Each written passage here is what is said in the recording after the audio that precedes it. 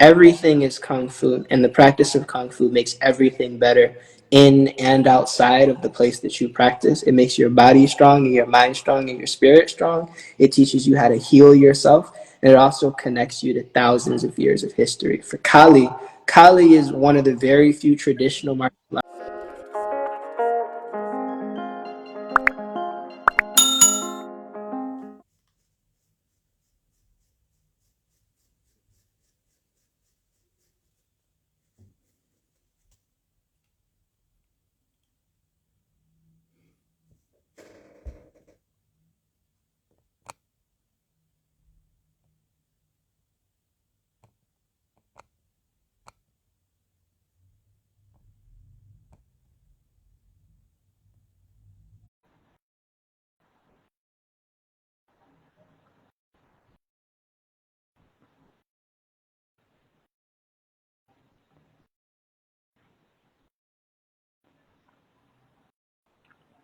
Boa tarde, pessoal.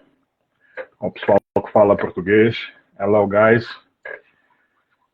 Hello, guys that speak English. Okay, just a second. I'm trying to find my guest. Okay. Boa tarde, Francis.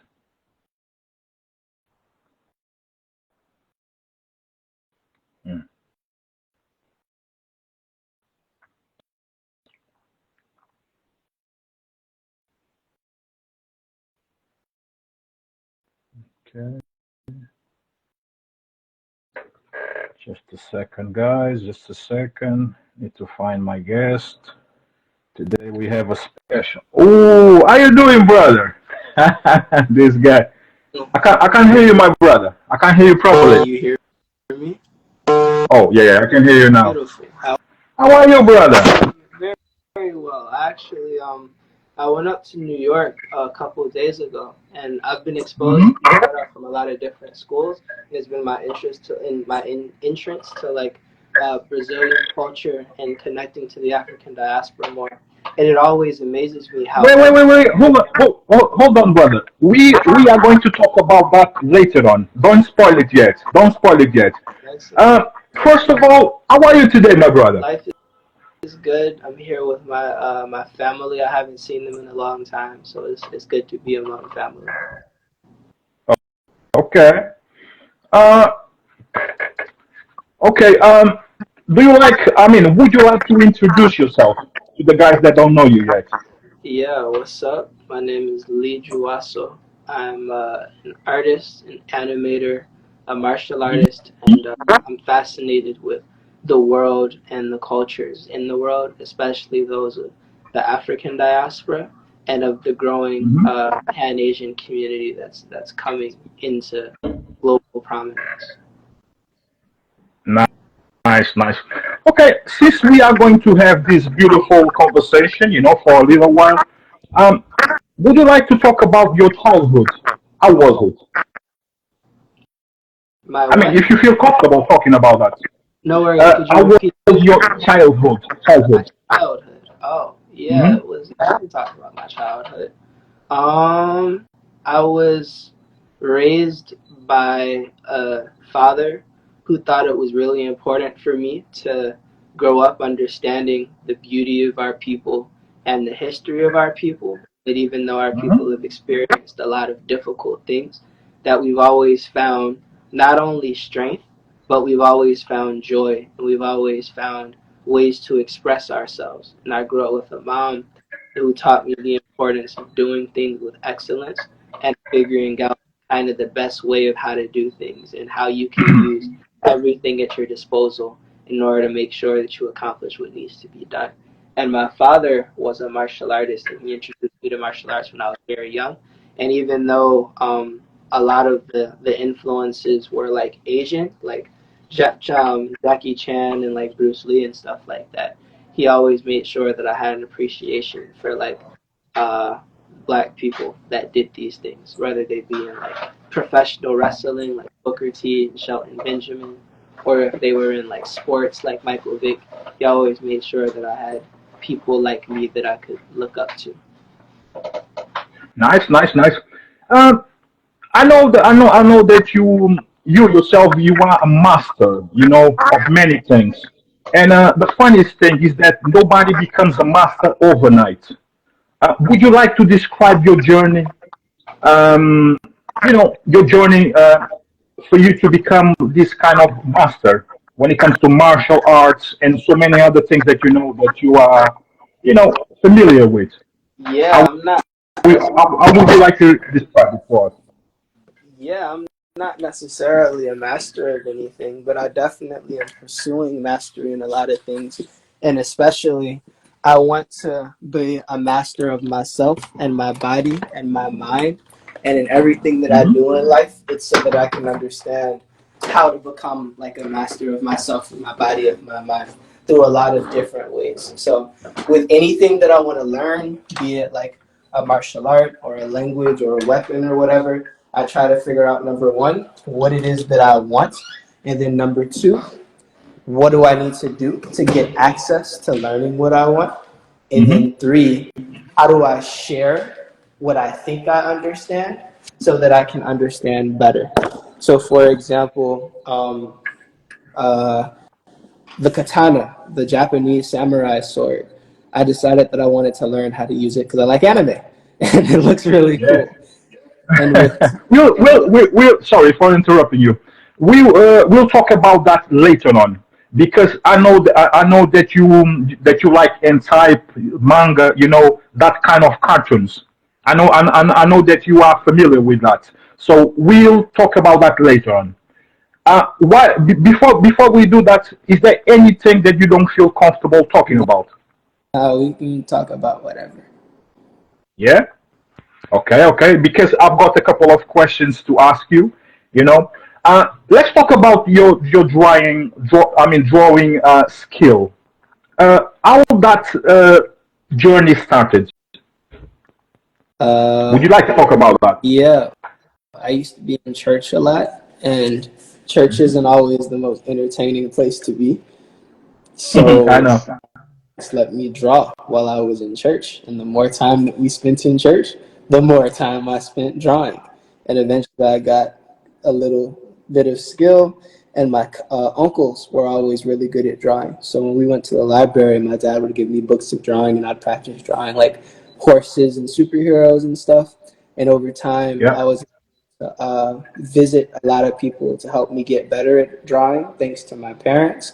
And then when I went to school, I was at a school that I didn't really want to be at. So instead of like engaging with kids or like playing sports or whatever, I just stay in the art studio and just make art all day and be on the internet, be on Instagram and stuff. And through Instagram and talking to people online and stuff, I was able to not only get better at drawing, but connect to a Hmm. community.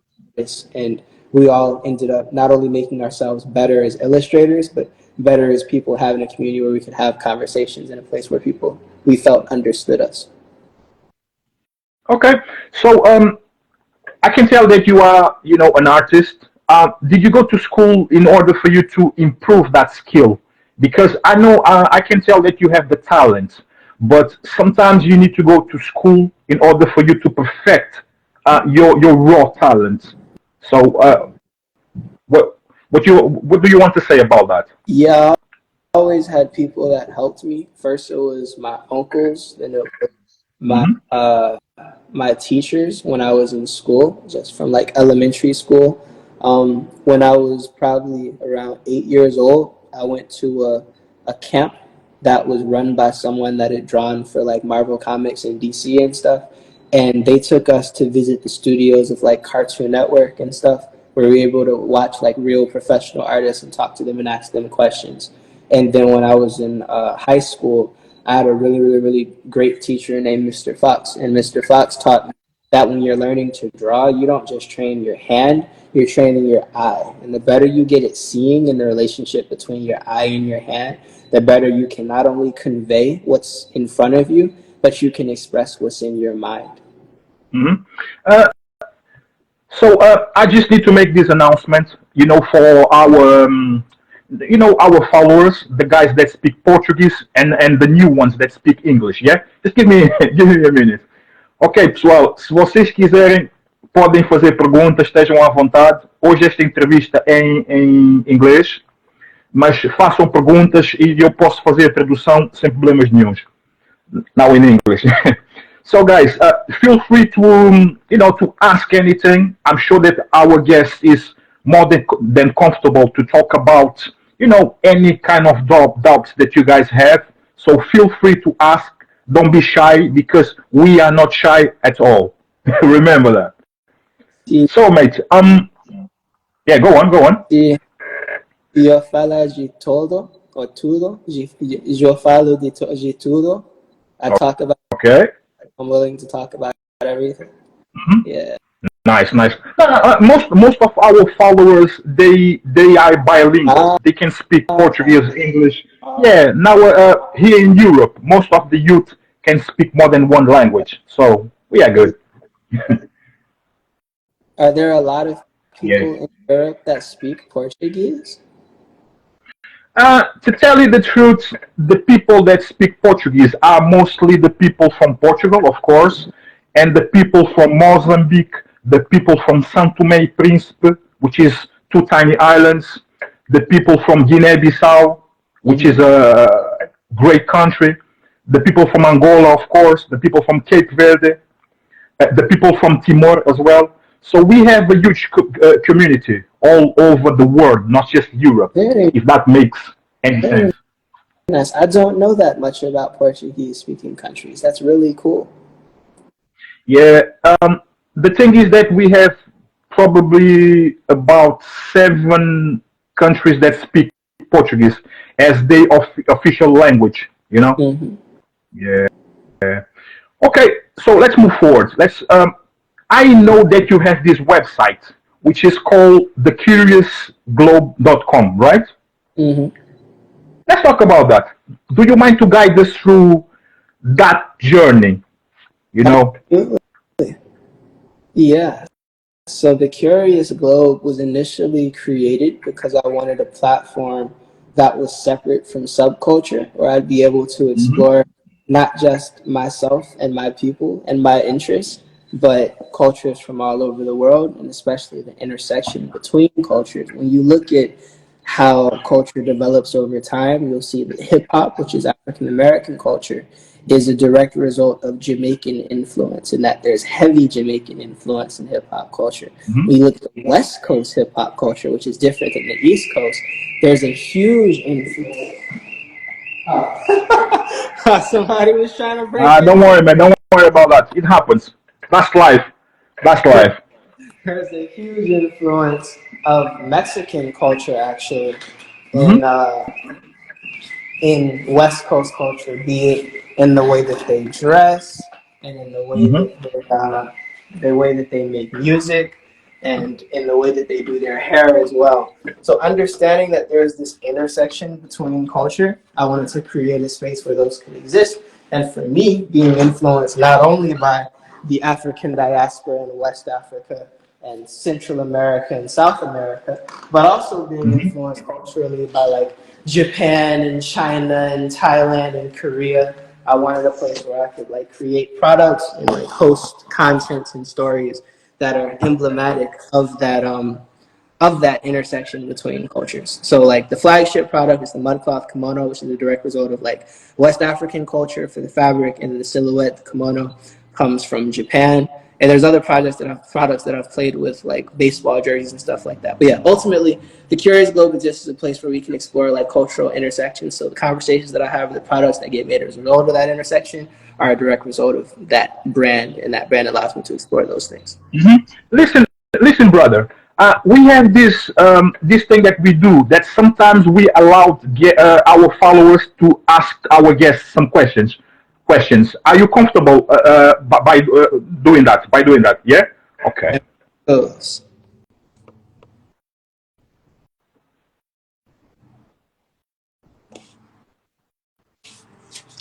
Vale tudo. Mhm. Nice, nice. Let's see if she's available, because I think that she wanted to probably to ask you. Oh, nah, she was just excited. All right. Uh, since you are you know a drawing artist, let's say that I would challenge you to to create this story, this fictional story. I would write the script, and you would be drawing the the characters, the main characters. Are you comfortable with that kind of challenge? Yeah, that's my existence. People come to me with things they want me to draw, and I draw them, and I make comments with Yeah. them. Now, a lot of people that learn how to draw characters don't know how to draw environments or poses or expressions. They Hmm. just make pretty pictures, and then when it's time for a story to be told, that story can be hurt because the time hasn't been taken to develop that full capacity to do visual storytelling. Okay, okay. Um, I've asked you that because I'm a writer myself. Of course, that most of the time I write Portuguese stuff, but I wanted to know that. I was curious about your mindset. If you were that kind of person that like collaborations, and you know you know basically you know how it goes. We need this kind of partnerships, if that makes any sense. You know. So nice, nice. Here's the thing. I know that you were heavily inspired by martial arts. You know, do you? I mean, have you mastered more than one martial art yet, or is this just this particular one that you kind of enjoy the most? I've not mastered any martial arts, but I do practice a lot of martial arts. And in my practice of them and my focus of them, there are three that are foundational, and everything Hmm. around supplementary. So it's Kung Fu, Kali, and Capoeira, because those three balance each other out in a very beautiful way. For me, in my experience of Kung Fu, everything is Kung Fu, and the practice of Kung Fu makes everything better in and outside of the place that you practice. It makes your body strong and your mind strong and your spirit strong. It teaches you how to heal yourself.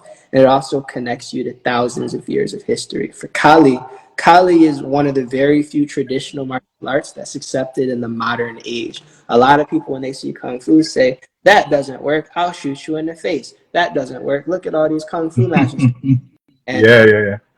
Kali, especially as a weapons-based martial art, is not only accepted by a lot of modern people, but it's lauded for its ability to be very easily taught at a basic level and for the concepts to transition from weapon to weapon to weapon. So if you practice Filipino martial arts, you can pick up anything and turn it into a weapon. And also the community of Filipino martial arts is very strong. Third is capoeira. Capoeira is very important to me, number one, because it's a direct link to the African diaspora all over the world. Anywhere that I go in the world, you can find somewhere where capoeira is practiced and where the culture is being Oh yeah. held.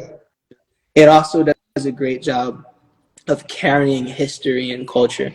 A lot of the songs that we still sing those songs in Portuguese no matter where we are. We understand the history of the people involved in capoeira, and we also understand the different lineages of capoeira that exist. So if you meet a teacher, you have to understand who that teacher's teacher is and what their connection is to the history of capoeira and about the different Hmm. people in Brazil that allowed it to be codified and formulated and standardized. Over time. And also capoeira is one of the very few arts you can practice where your sparring not only is safe, but serves as an amazing Hmm. physical and mental challenge that's more so like it's literally a game. We call them games. Definitely. Yeah. Outside of Kung Fu, Kali, and Capoeira, there's arts like Salat, Taekwondo, Karate, Iaido, and like the weapons-based martial arts, which Kobudo means like Japanese weapons martial arts, Kupigan Ngumi, which is like an African hybrid martial art. And for supplementary arts like those, components of them are very useful. Like Salat is incredibly violent. Taekwondo has beautiful kicks. Yeah. Um, Kupigani and Gumi also has a rich like cultural tradition. Vidassana has a rich cultural tradition in America. So these supplemental arts, there's fragments of them that I appreciate, but I wouldn't dedicate myself to them because the things that I'm looking for in them can be found in greater concentration for me in my journey in Kung Fu, Kali, and Capoeira. Okay. Let's go back a tiny bit, a little bit. there is this question from Eva Sophia. She asked, do you have any drawing or comic courses available that we can have access to? Yeah, if you go to studiojuaso.com, not only can you find certain things that I actually have for free, but you can leave me a message on that website and I can send you things directly. Studiojuaso.com. There's some free stuff in there, including written works as well. I took the last couple years to learn how to write because I was really frustrated that a lot of the people that can draw at a really high level, that have a really large audience, even if they can draw really, really well, the writing in their stories might not match the impact of their images. And I wanted to learn how to separate myself from that. I believe that a rising tide lifts all boats. So the better that one person in a community gets, the more likely it is that people can lift each other up and develop their skills together if egos don't mess that up. Amazing, amazing. There is this person, probably is related to you, probably a family member. He or her, I mean, he's or I don't know if he's a man or a woman. That person called Ronin Juaso wrote studiojuaso.com. That's me. I don't know if oh, so you wrote that down. Yeah, Oh man. Okay, okay, but you go by the name. Now you got me confused. Let's go back a tiny bit, a little bit. You go by the name of Lee Juaso, right? Mm-hmm. So is that your first name, Ronin Juaso? No. So this account is for martial arts. In Japan, there are the samurai who they have a master and they live to serve their master. And you have the ninja, and the ninja have a clan, and they live to serve their clan.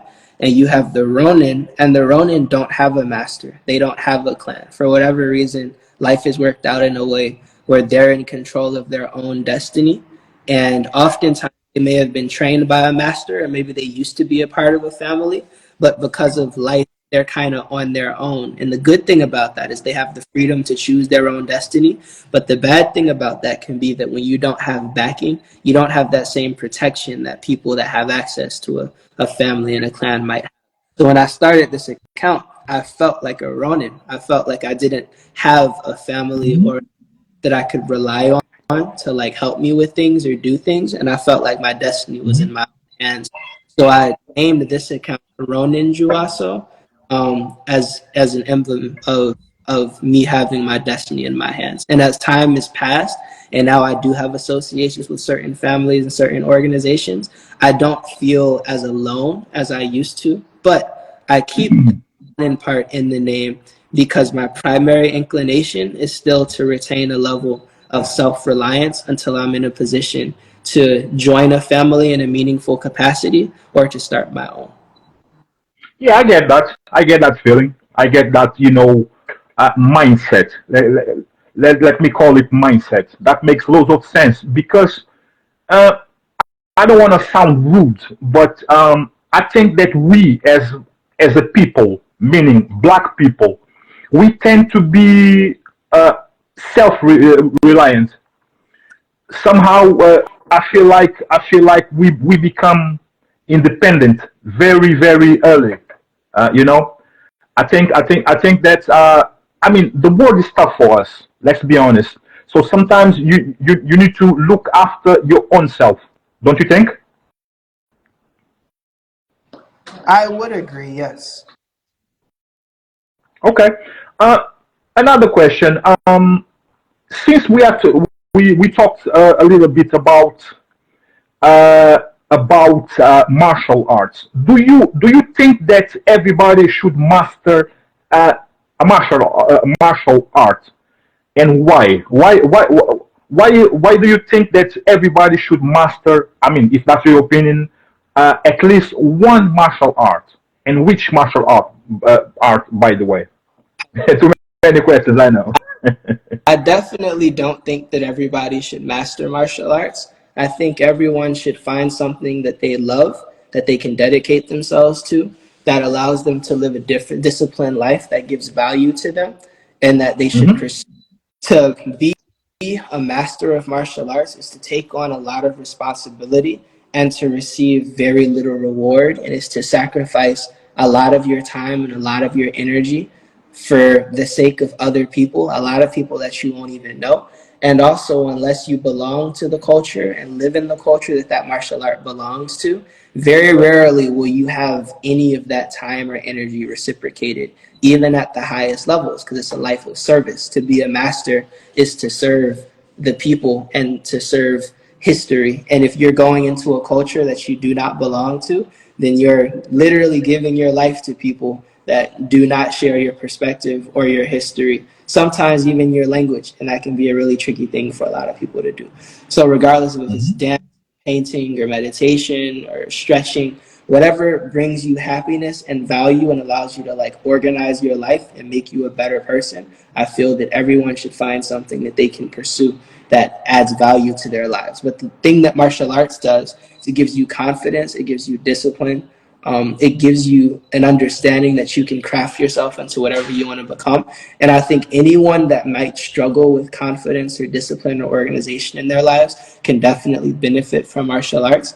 I think that Kung Fu is the best one to practice. And if you can't access Kung Fu, I think Capoeira can also be another great martial art to practice. The problems that can happen sometimes with Kung Fu and Taekwondo especially is that, or Karate and Taekwondo especially, is because they've become, especially like in America or in the Western world, so commercialized. It's very easy to find a school, but a lot of those schools can prioritize making money as opposed to advancing the people within them. And also a lot of the people that might have high degrees of ability can find themselves exploited, where they're serving the school at no monetary benefit to them or in a manner that might not provide value to their life. So that's why I believe that value is the most important thing in any action, and that intent is at the root of action. And if you're somewhere where your intent is recognized and valued, then you can live a valuable, like meaningful life. Okay, nice one, nice one. Uh, just a tiny announcement. Uh, guys, you guys that are English speakers, feel free to join us on Instagram. All you have to do is find this page called Trap Out TV, which is us, myself, and others. So feel free to join us because we're gonna start, creating this brand new content, mostly English. Even though we speak Portuguese, we're gonna start writing things down in English uh, because we want to please you guys. Yeah, yeah, pretty much that. So feel free to join us on Instagram. Search for Trepout TV, and let's build this partnership. So next question. What do you think about Africa, the continent of Africa? Since you were born in America, right? Yeah. Uh, I know that some people don't feel related to the African continent. But what is your perspective when it comes to that? My immediate perspective is that Africa has 1.2 billion people on it, so it's never Mhm. fair to categorize that gigantic country, the second biggest country on the planet, into like one thing, into a monolith. However, because there is an African diaspora and because the experiences of especially sub-Saharan Africans have been relatively similar for the last 500 years, from an African American perspective, especially like a Pan African perspective, when we understand that Marcus Garvey is kind of the father of Pan Africanism, and that people like Malcolm X and W.E.B. Du Bois and people like that are direct descendants of his understanding and conceptions of Pan Africanism. The mindset behind Pan Africanism basically is that life began in Africa. Africa has all these resources. Culture began in Africa, and there's a reverence that should Yeah. be for the land and for the people that come from there. However, what we have to remember is that with the history of colonization, with just cultural things that have happened for a long period of time now. Even though we might have this reverence for this place, it's a real place with real people, and people are going to be people anywhere in the world. So my current perspective on Africa is that it is the place that it would be great to go to and to build there, but the Western world, for a lot of reasons, does not want the people in Africa to hold the power. And the Western world is very good at using different strategies to ensure that even if the people in power look like the people that live there, they might not serve the interests of the people that live there, especially in regards to natural resources, especially with places like the Congo. But really, there are ethnic conflicts all over the place, because when Africa was cut up by the different colonial powers, they didn't take into account the people that lived there, the resources that were there, the lifestyles of the people that were living there at the time. So as a person that understands that for the vast majority of the planet, America is seen as the places where funds come from, and the motherland is the place where a lot of the resources that these funds are used for come from. In dealing with the idea of Africa as a place where there are natural resources and the birthplace of civilization, I engage it with a level of reverence, but I also engage thoughts around Africa as somewhere where it would be nice to be able to go there and experience a feeling of home, but that has to be created outside and brought back. I think that the forces against it are too great to attempt to build from there and outward. Okay, we have this question from my buddy, my friend Edson. I am Edson. He asks, have you ever thought about participating in martial arts tournaments or movies? Have you ever thought about that? You know, becoming a professional fighter or any kind of actor, probably like Chuck Norris or you name it. Movies, yes. I think it's important for our people to have like depictions of us practicing martial arts that are actually good. When you look at the vast majority of media, the people that are practicing martial arts are of Asian descent for obvious reasons.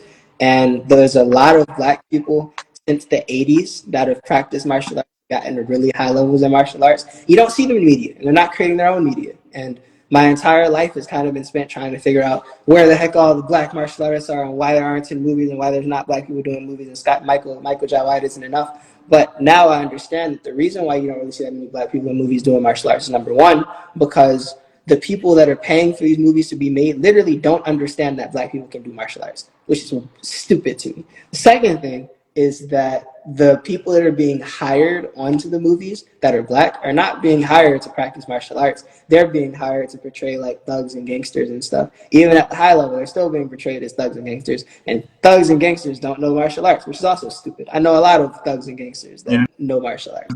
The third thing is that a lot of the people that are making the movies are going to hire actors before they hire stunt people and martial artists. And in the 90s, you had a lot of movies and stuff that were featuring people that were trained as both actors and stunt people. But when you train someone as an actor and a stunt person, you're relying on them to do everything. It's really easy for them to get hurt. And if your star gets hurt in your movie, you can't make your movie anymore. And it costs the production a lot of funds. So like in the 80s and 90s, the star was also doing a lot of action stuff, whereas now, because they want to keep the people safer, they don't have them doing as much. The closest thing, honestly, to like a lot of popular black martial arts that you'll see will be in professional wrestling. People like Kofi Kingston, The New Day, and Swerve Strickland, and Trick Williams. All these people are like black people that do amazing athletic feats publicly. But yeah, I would like to do martial arts on film, and a lot of the things that I do right now are solely for the purpose of doing martial arts on film, including the Power Rangers things that we did, where like I was able to play like the Black Ranger and do a bunch of cool martial arts stuff, and Slums of Shaolin, which we're working on, produced by my friend Taj Ali, who's Ali B Ninja on Instagram, and other projects that we're making, so that we can change the tide and help people understand that there can be high quality martial arts performed by black people in film. Nice one, indeed, indeed. Yeah, I agree with you, to be honest. Yeah, with everything that you said made loads of sense to me, if you ask me. But you know, it is what it is.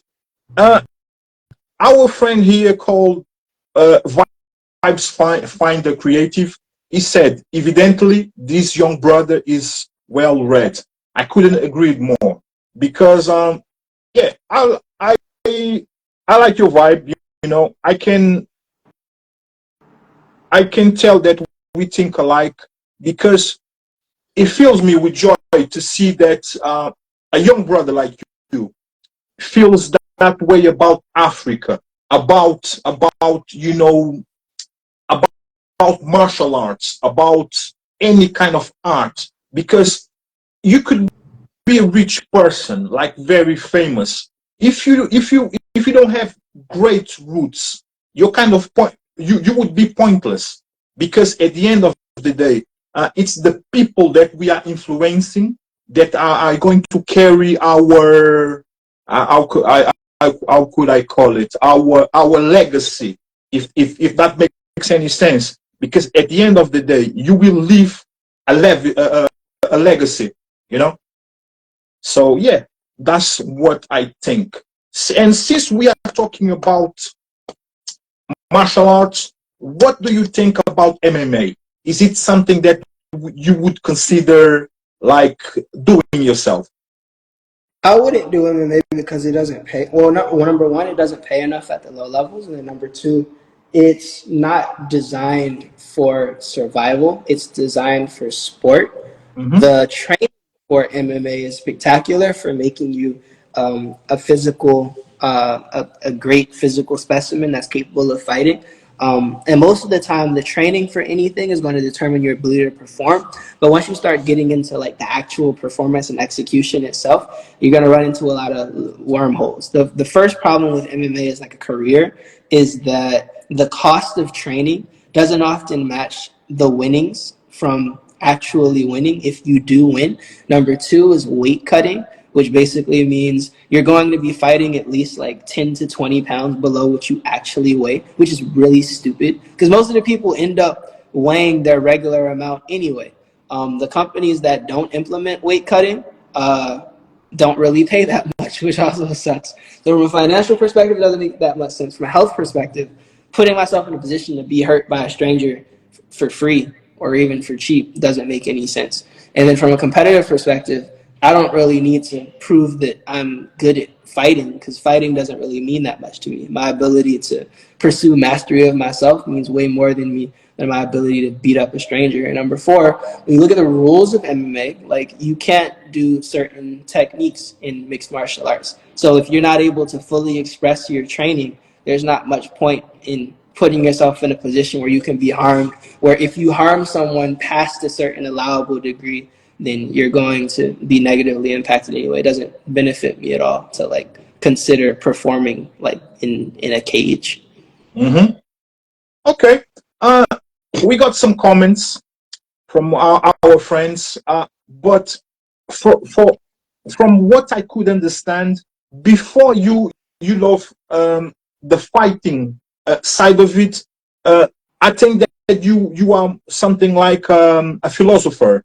For you, first it is the philosophy, and then the brutality. Would you agree with that? With the thing that I just said? Yeah, I think the mind. That made any sense, of course. Yeah, the mind and the spirit come before the body. Like I've broken a rock with my hand, and if you can't conceptualize breaking a rock with your hand, you're going to break your hand. You have to see through the rock in order to be able to break through it.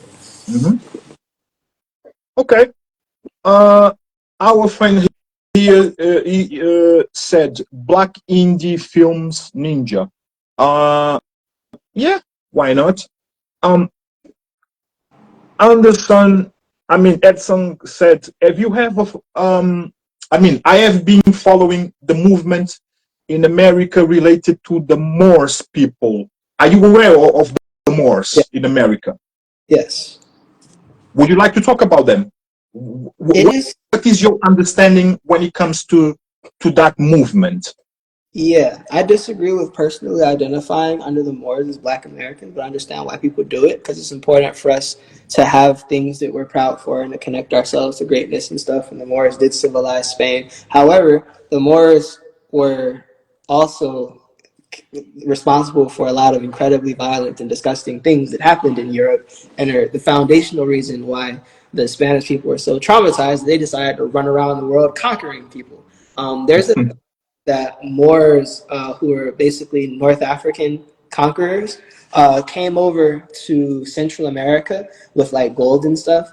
And then they traded with the Central American indigenous people, made their way up on the west side of the coast. And they say that's the reason why there's like different artifacts and stuff in the Grand Canyon.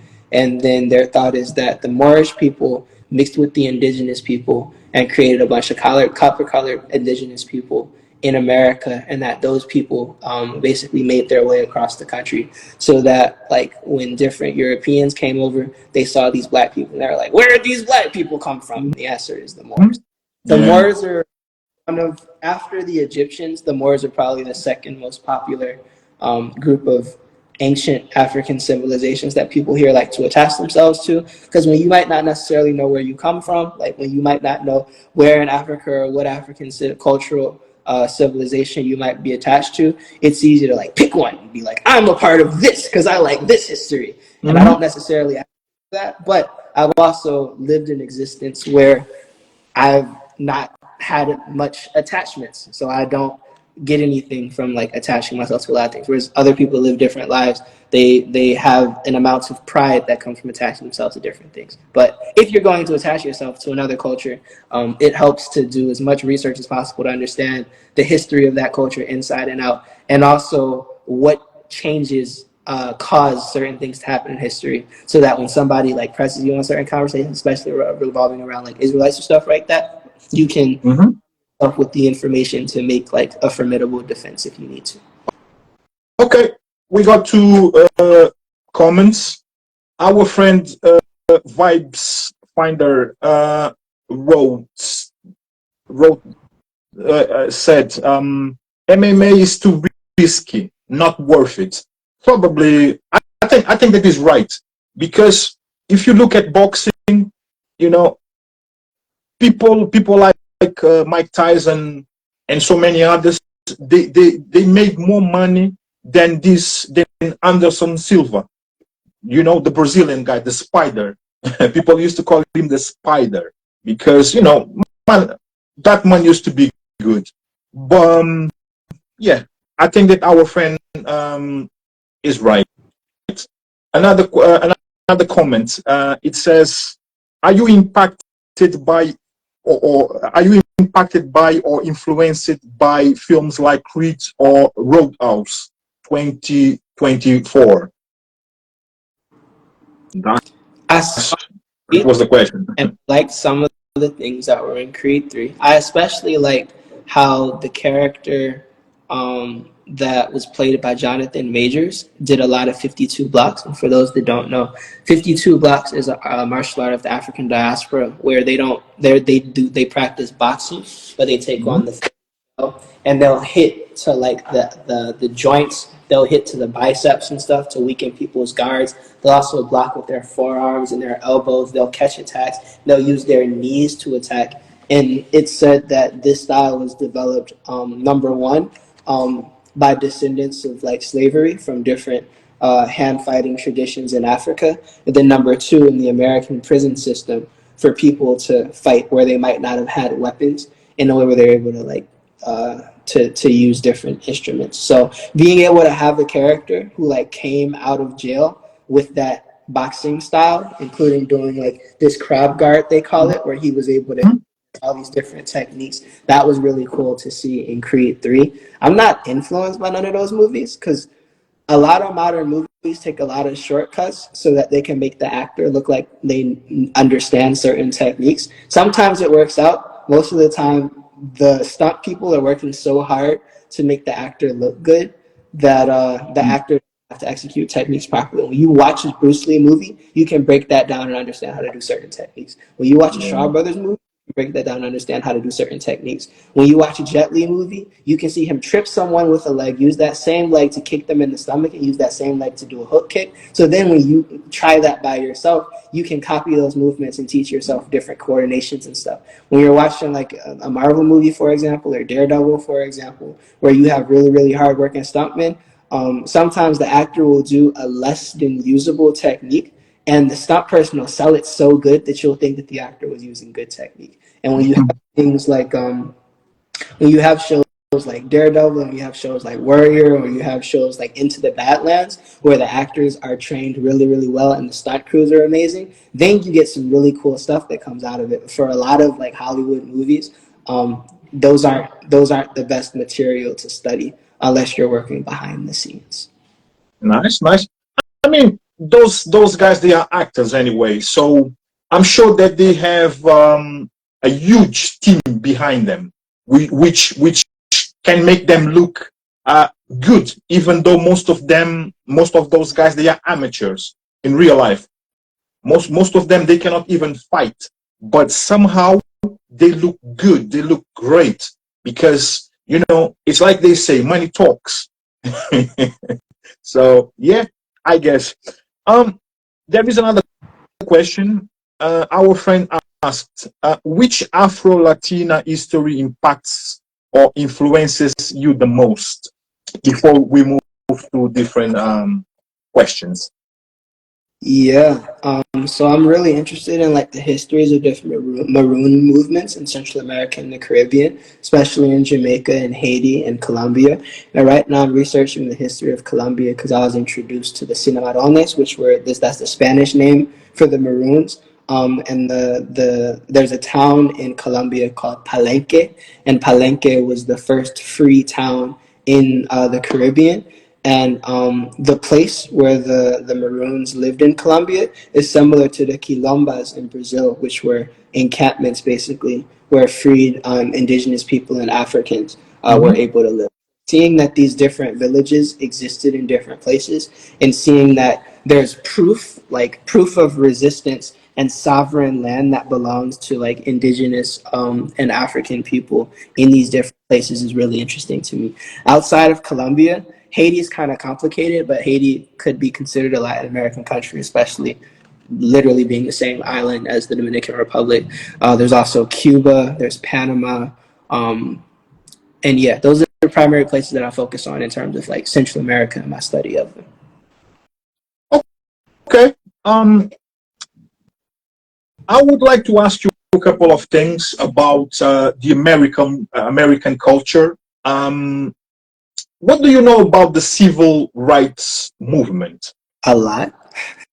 Let's talk about that. Okay. Before I ask you that, I would like to. I'm gonna give you two names, and I would like you to pick one. The one that you like the most. Malcolm X and Martin Luther King. Pick one. I like Malcolm X more than Martin Luther King, but Martin Luther King was more useful than Malcolm X. Okay. How you think that Martin Luther King or Malcolm X helped the black people in America to succeed, to become, free or freer, if you will? As a black person in America, you are always going to be held to a different standard than everyone else in America.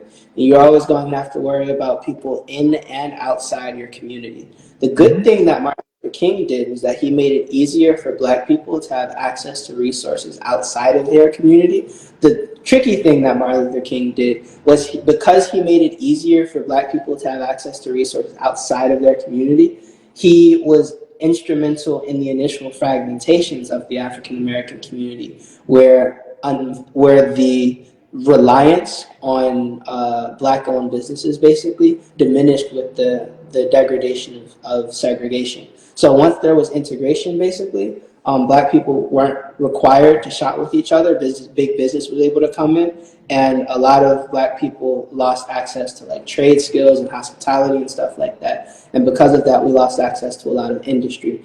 There were also a lot of forces such as redlining that were stopping us from being able to purchase property and maintain our sovereignty as a people. What Malcolm X was fighting for was sovereignty, but unfortunately, Black people in America were never going to get sovereignty. So being able to meaningfully integrate and build outside of our community was the only realistic option that we could take. And for that, Martin Luther King was very good. However, by doing that, he kind of was one of the founding pain points of the fracturing of the Black community, which we now see now, especially with things like the welfare state due to like Lyndon B. Johnson and stuff. So Black people in America have this really interesting problem where, number one, we don't have a community because we can always go somewhere else. And then number two, because our community isn't strong, because our culture is so fragmented, this lack of unity allows literally everyone else to take advantage of our community. So if you like come to my neighborhood, for example, which is in Philadelphia, which is below New York, there is a Chinese restaurant, there is a Korean market, and there's a Korean restaurant, and then there's a park.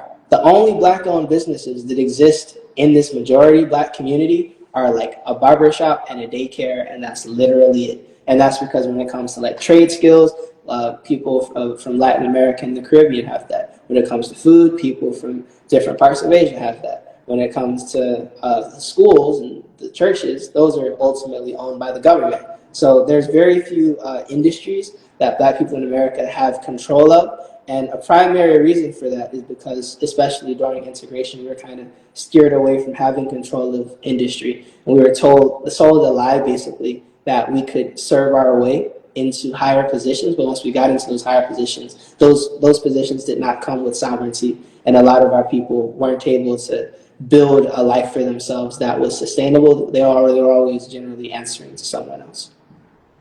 Okay, I've got another question here. It's like, are you familiar with the John Orr's history? I never heard any of that. Johnny, not Johnny, John Orr's history. Have you ever heard about that person? No, I don't know what that is. Okay. Another question. Are you working with any stunts stunt crews currently? No, I have a teacher. My teacher has appeared in Luke Cage, Wu-Tang American Saga, The Last Airbender movie, and a lot of other different projects. I learned from him primarily. He teaches me not only stunts, but also Kung Fu. I have been affiliated with a stunt school up in New York that handles a lot of the projects up there, especially a lot of 50 Cent's projects. And I've worked with people in Atlanta who are directly responsible for a lot of the fights in a lot of the Marvel movies, including the Avengers movies and Endgame. Nice. I know that the American prison system is a business, a huge business. Do you think, what do you think that Black people, especially Black people, could do in order to break that chain, to remove some of the youth that are going straight to prison? Those kids that are joining gangs, that, are doing that are robbing people. What do you think that we, especially you in America, could do in order to, to save those kids, man? Because it's insane. Before you answer, I personally find weird that, let's say, Jay-Z, which is a billionaire, keeps on rapping about the same crap that he used to rap 20 years ago, 30 years ago. Come on, man, that doesn't make any sense. What you think about that? Black American culture is born out of poverty, and unfortunately, a lot of people feel that they can only relate to stories of failure because they haven't seen people like them succeed in a meaningful capacity. And it's very easy to touch people's animal instinct than it is to get them to appeal to their higher self. So the beautiful thing about Black nationalism and Black separatism is understanding that our people are under attack. We've been under attack for thousands of years. That the only way that we can save ourselves is through self-determination, because we can't rely on any external forces to save us. Unfortunately, can't really do that on a large scale because you'll be attacked. Here in Philadelphia, we had a group called the Move Movement, and they literally got bombed. In Chicago, the Black Panthers had their leader, Fred Hampton, and he literally had the police come into his house and shoot him in his bed with his baby and his wife. So, like, if you try to do some magnanimous stuff as a Black American leader, you're going to die. And we understand that. We've been terrorized. That's literally terrorism. And the people that can save their people, good for them. But most people aren't in a position to save themselves. I am running low on time, though. Do you have any other questions? No. To tell you the truth, I don't have that many questions still. I would like to, say a huge thank you, mate, because it's been a pleasure, to have you here. I think that we should do this very often, mate, because I like to exchange these kind of ideas, conversations with my brothers all over the globe, Yes, indeed. Yeah, mate. So, any final thoughts since you need to go, which and I totally understand that because we are busy people.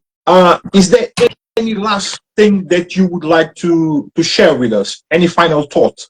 Develop yourself into being great, and you will have control over your existence. Intention is at the root of all action. Kuji Chakalia. That is all. Y'all have a blessed day. Mate, my pleasure. I hope to see you very soon. Bon. Thank you very guys for sharing these minutes with us. Feel free to join us on Instagram.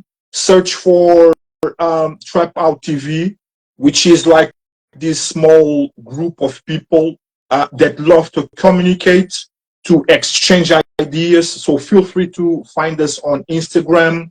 And now for the people, for our people, our Portuguese friends. Pessoal, esta foi a nossa primeira entrevista em inglês. Juntem-se a nós no Instagram, procurem pela Trap Out TV e é basicamente isso. Estejam à vontade e haveremos de voltar em inglês, quem sabe em francês. Nós estamos cá, é para isso. Thank you very much, muito obrigado, goodbye.